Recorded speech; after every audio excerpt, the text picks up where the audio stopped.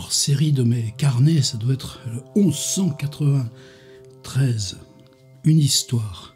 C'est une histoire d'avant-hier. Avant-hier, c'était vers la fin de matinée.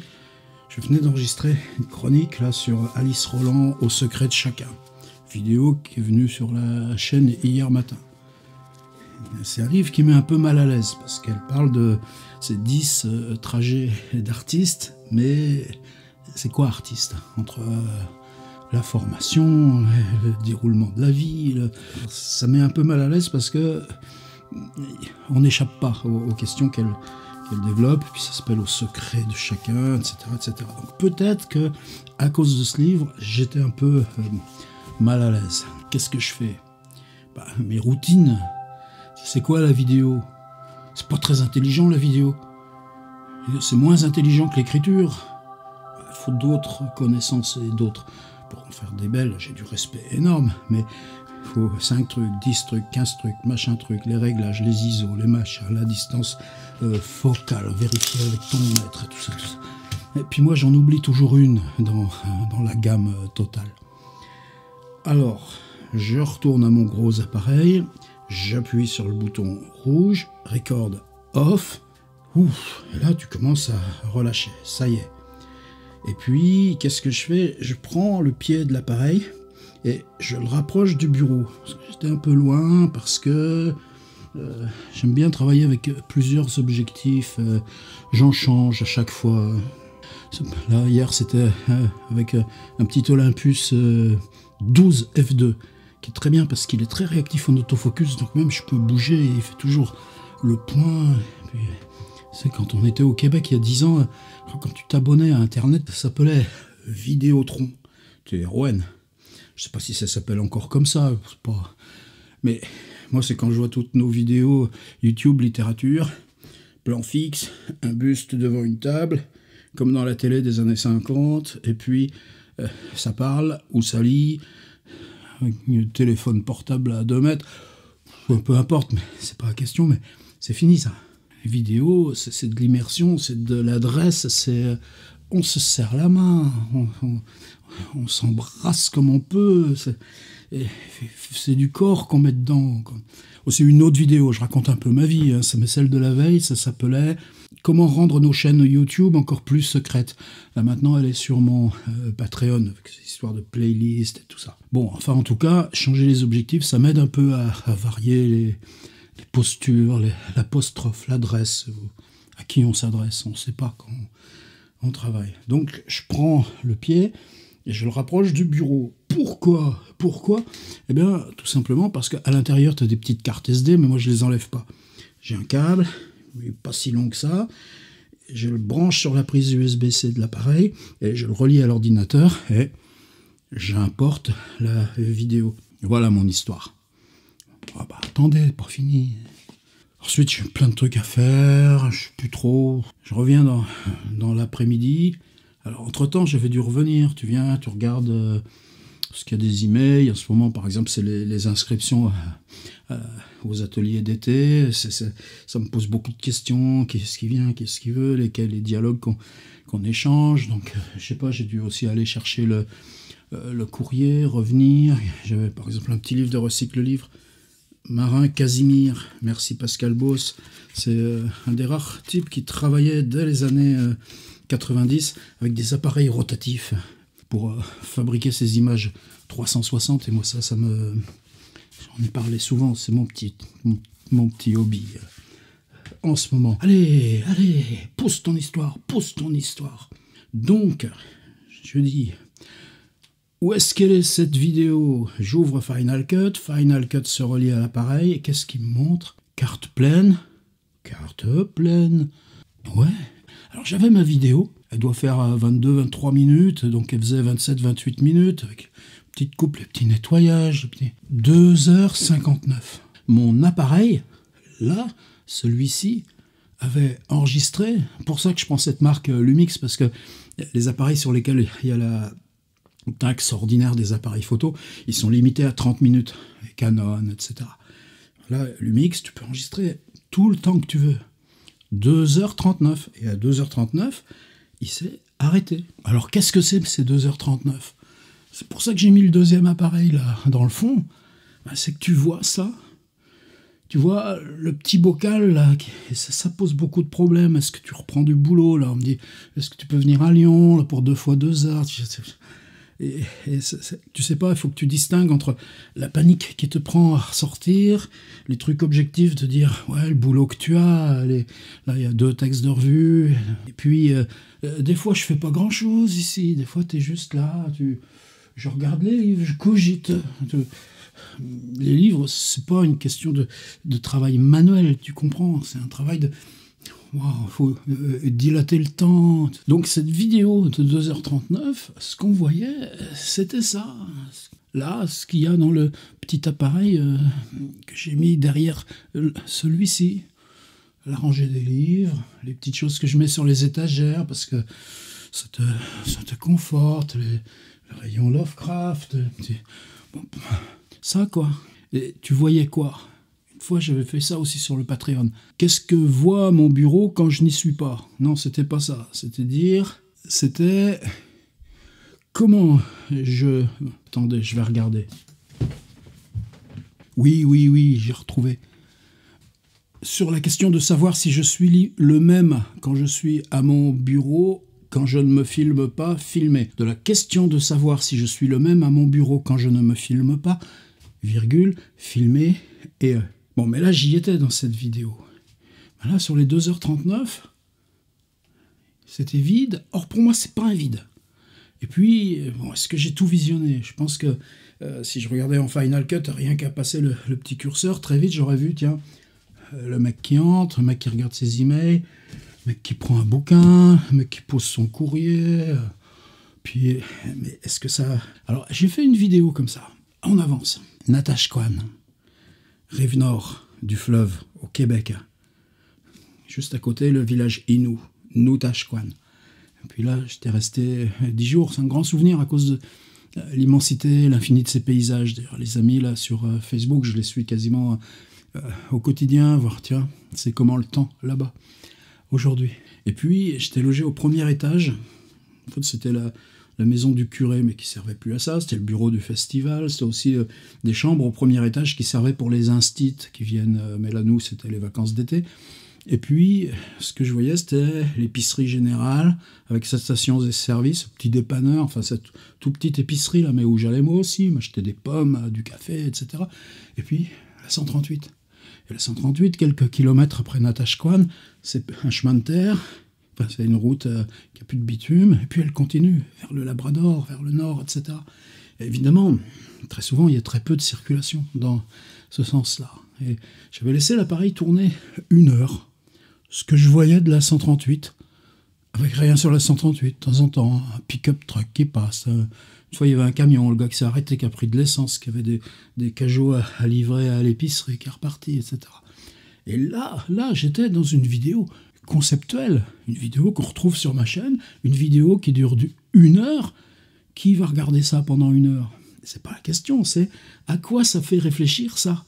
D'autres fois, j'y pense aussi, justement, même là, pour la piole. Par exemple, maintenant, je peux faire... J'ai un tout petit boîtier, là, que j'utilise pour faire mes zooms, les directs YouTube, etc. Donc ça, quand tu branches ce petit machin sur la prise HDMI de l'appareil, tu le relis en USB-C à l'ordi, et puis voilà, l'image part en direct. Donc je me suis dit aussi, tu vois, tu mets l'appareil comme ça le matin, tu le branches sur une chaîne, pas la chaîne principale, pas pour lever les gens, mais ceux qui se branchent sur la chaîne, ils voient, tiens, il se passe quoi là, dans sa piole? Il est là, il est pas là, qu'est-ce qu'il fait, etc.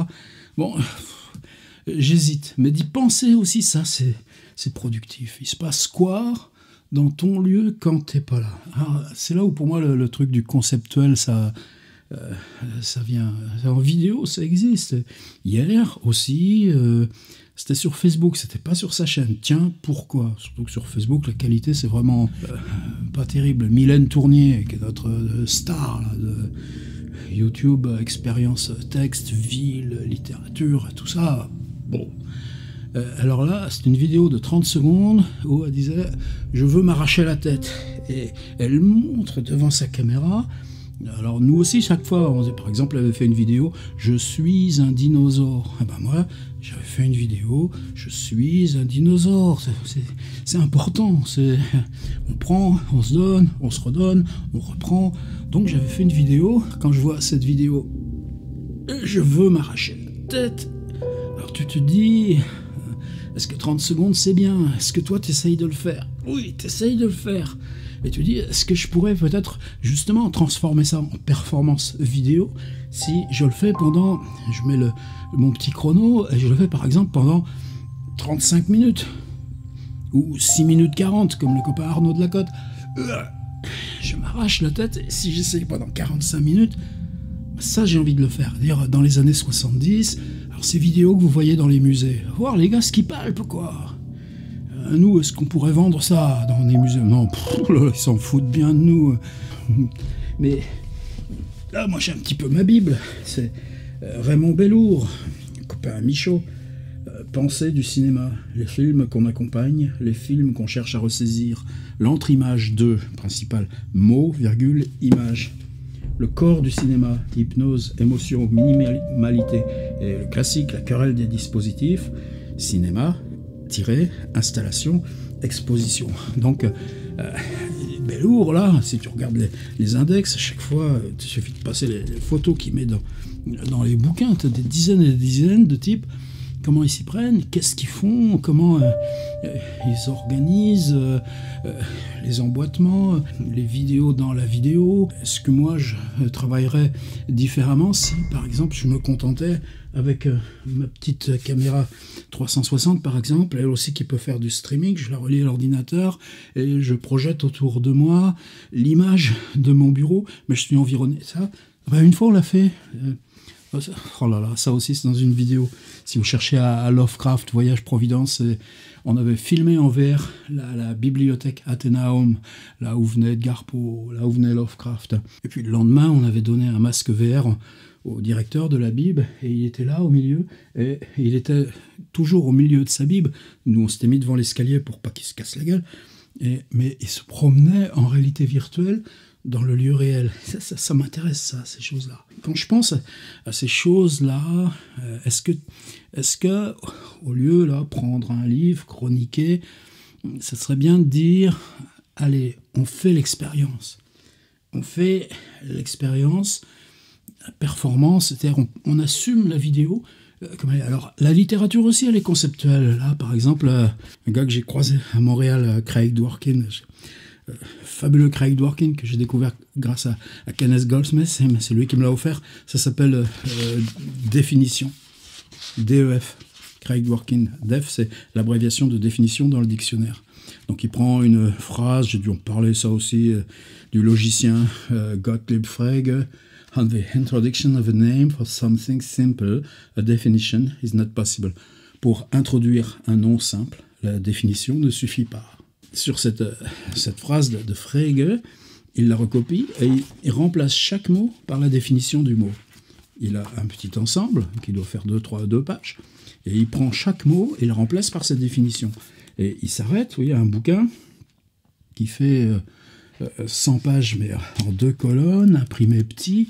Et c'est intéressant parce que quand vous lisez, il se passe quoi? C'est pas rien, c'est pas de l'illisible, c'est il se passe une espèce de miroitement de surface, une espèce d'image qui résonne derrière, et puis on reconnaît tout, on reconnaît tous les mots.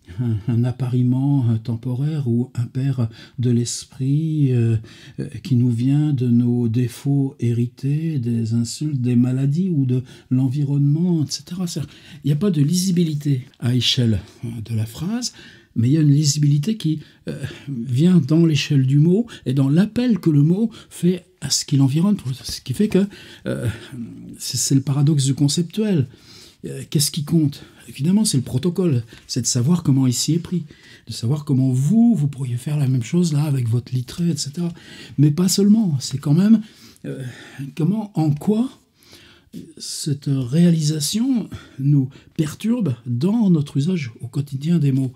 Et c'est un petit peu le cul entre 2 chaises où je suis, c'est-à-dire là aussi, c'est pour ça aussi, peut-être le coup des 2h39, besoin d'en parler. Kenneth Goldsmith, j'ai traduit son Uncreative Writing, l'écriture sans écriture, JBE édition, ça se vend bien, je suis très content, mais c'est un boulot qui m'a profondément appris, parce que tu reprends toute l'histoire des arts visuels depuis 4-5 décennies, et puis tu reprends comment l'intervention dans les arts visuels du protocole, chez Laurence Weiner, chez Jasper Jorn, chez Andy Warhol, chez Sol Levitt, en quoi ça nous donne des pistes justement pour travailler la lisibilité.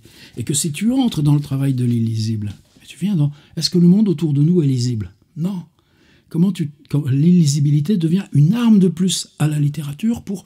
Est-ce que, par exemple, la question de lire exhaustivement, ce livre que j'ai chroniqué, je l'ai lu exhaustivement.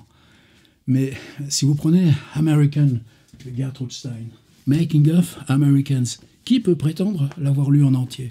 Par contre, à chaque point où tu le prends, chaque endroit que tu l'ouvres, c'est passionnant parce que le micro-moment qu'elle est en train de développer correspond au protocole du livre. Dans ces années 1920-1930, elle met 12 ans à arriver au bout de Making of Americans. C'est ce principe, une famille américaine, le papa, la maman, le petit garçon, la petite fille, et puis tu prends les 4 personnes que connaissent celui-ci, les 4 personnes que connaissent celui-ci, etc. Tu prends les 4 personnes et les 4 personnes, etc., etc. Vient un moment où tu aurais décrit la totalité des Américains. Mais tu sais que lire la totalité du livre n'a pas de sens. Et c'est vieux. C'est ça que j'ai découvert aussi. C'est-à-dire que dès le XVIIe siècle, ou le XVIIe siècle, avec une espèce de monument de la littérature anglaise qui est une technique de pêche à la ligne. Mais ça fait 600 pages. Toutes les rivières, tous les pays, tous les villages, tous les poissons, et toutes les techniques, et puis tout ce que... Ouais, et c'est une langue fondatrice. Mais là, c'est la vie de Boswell par Johnson, Samuel Johnson et James Boswell, etc. etc. C'est la vie de Johnson par Boswell. Non, mais par contre, chaque fois, comment il promène son chien. Et puis là, bon, ce qui veut dire que ce que le web nous ouvre d'une lecture ou la notion d'exhaustivité, est-ce qu'on peut lire Proust exhaustivement? C'est ça que je faisais aussi dans les 2h39, c'est le plus beau moment.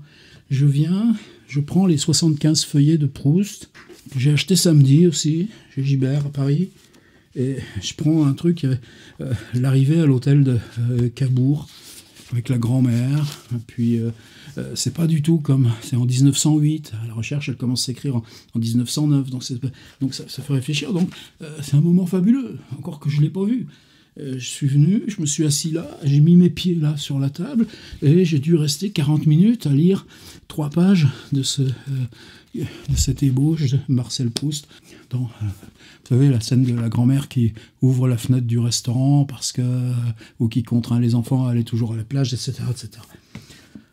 Wow, ça n'a ni queue ni tête. Ben justement, c'est ça le principe là, du conceptuel aussi. Kenneth Goldsmith, là, pourquoi vous voyez tous ces machins là qui rentrent? Il y avait quoi dans ces 2h39? Tu vois quoi? Ben, tu vois ça, tu vois la pièce, tu vois que ça bouge pas. Il n'y a rien d'autre, sauf qu'à un moment, le mec, il vient lire un bout de Proust, et puis 3/4 d'heure après, c'est bon, il repart. Ouais, en tout cas, ça avait été filmé. Mais juste à côté, là, à 40 bornes de là, à Montsoreau, il y a un centre Art and Language, d'art contemporain.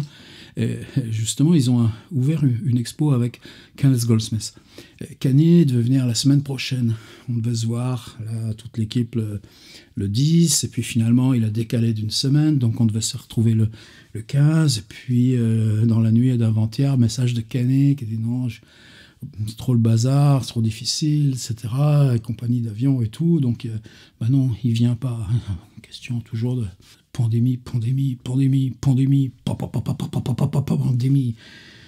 Mais qu'est-ce qu'il y a à Montsoreau? Bah, par exemple, il y a un énorme mur avec une de ses expériences il y a quelques années où il a enregistré du matin jusqu'au soir tous les mots qu'il prononçait. Depuis le bonjour, merci, jusqu'à coup de téléphone, sur une publication, etc., etc. Et donc il y a un plein mur, Et si tu regardes chaque point, tu vas trouver, ah ouais, il parle de ça, il doit être avec ci, etc. Donc ça fait énormément réfléchir à cette instance de l'oralité, là, évidemment. Johnson Boswell, Gertrude Stein et tout ça. Il est armé, le Kenneth Goldsmith. Voilà. Bon, écoutez, hein, si vous êtes encore là, vous êtes patient. Mais je vous en veux pas. Il faudrait apprendre à être moins patient. Mais c'est encore quelque chose de conceptuel. Est-ce qu'on ferait tous les jours une vidéo conceptuelle comme ça? On est le matin 7h. J'allume le record on. Je parle. Je dis les machins qui traînent, les choses que j'ai faites la veille. Je le fais, ceci dit, mais est-ce qu'on le propose comme forme conceptuelle? Est-ce qu'on le propose comme forme artistique? Est-ce qu'on va l'installer dans les institutions, les gens qui sont payés pour faire tourner tous ces machins? Le Palais de Tokyo, par exemple, parce que je pourrais leur dire, allez, on en met le plein couloir de vidéos où il y a juste ma piole vide et sans moi. Sauf que, attendez, il y en a une, le mec il vient et pendant une petite demi-heure, il lit 3 pages de Marcel Proust. Bah, on n'est pas encore assez culotté pour ça. Voilà.